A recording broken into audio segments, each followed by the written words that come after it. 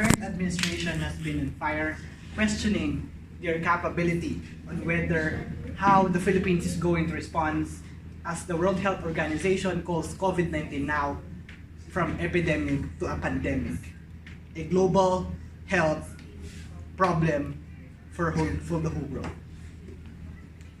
In this situation where the Philippines is right now, there is a major gap between how the government responds to this kind of issue. First, it is very clear that there are only few selected places for quarantine and few selected places specializing on this kind of virus, and few selected places doing research on this virus.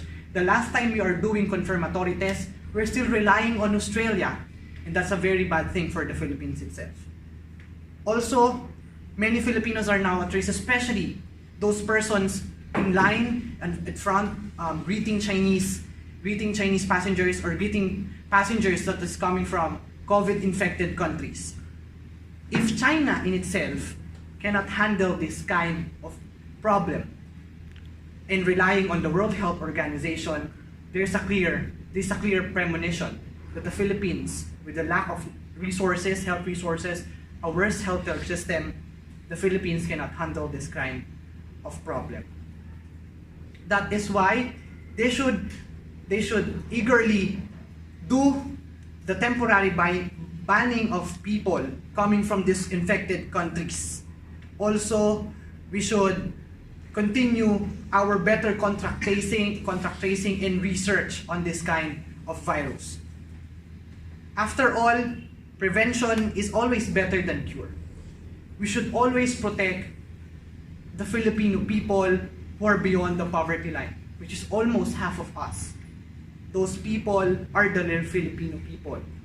They're the ones gonna be affected of this big issue. So, COVID has been a major trend here in the Philippines, but in this, in the case of the Philippines, the government handled the COVID cases well. Given that we lack resources, we lack workers, we lack facilities here, that the government are doing their best to cure more people, to prevent more people from acquiring COVID-19. So, the government can handle this with or without the help of other nations, being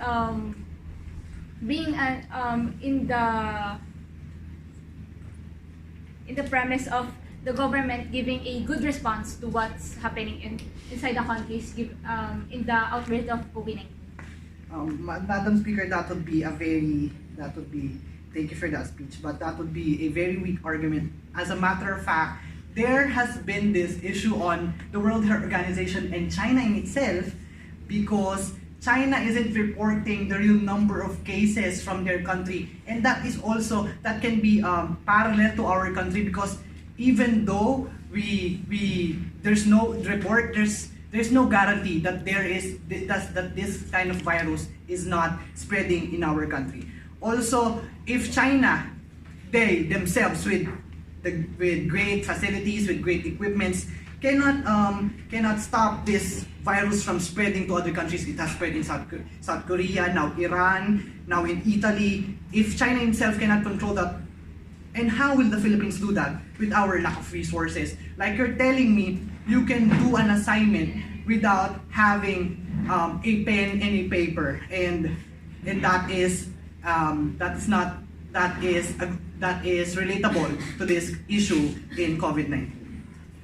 So what you say is that there is a probability of the COVID-19 actually spreading here. In your own words, it is. Even in the history itself, there is the Black Plague. The question is, Madam Speaker, is the government handling it well? Clearly, it's not handling it well. When did we ban Chinese people entering from the country after 3 weeks after detecting the virus in itself? That's not a good way of preventing this virus from entering the country 3 weeks after confirmed cases, after rising cases in China because of diplomatic reasons. And now look what is happening to the Philippines. Not just because there are no reports of COVID-19, there is no guarantee that there are no really cases, because a common Filipino would not go to the hospital except if it's really severe. And one of the symptoms of COVID-19 is just cough and fever. And a normal Filipino would not go to the hospital just for that one. And the Philippines is not really connecting to the communities, telling the communities what COVID-19 is, giving information, dissemination what COVID-19 is, and how what is the best way to prevent yourselves, to prevent yourself from getting this kind of virus. Actually, the government. So good points yung bakit ngayon na siya, yung may delay sa stopping, and parang yung may parang we're walking on eggshells, in use those terms, na it seems we're afraid to offend China by enforcing a travel ban. And it's not about feelings, it's about the health of people. So yung mga ganun things. Alam ko mahirap iwasan, pero try mo iwasan yung ako. Iwasan naman. Hindi lang po, nakakadose ako. Tsaka, you can do pointing, pero not much. Di aware. It's parang ako judge ako. Or, you can do it sparingly, pero don't overdo it. I don't know if your judges are affected. But I think it helps.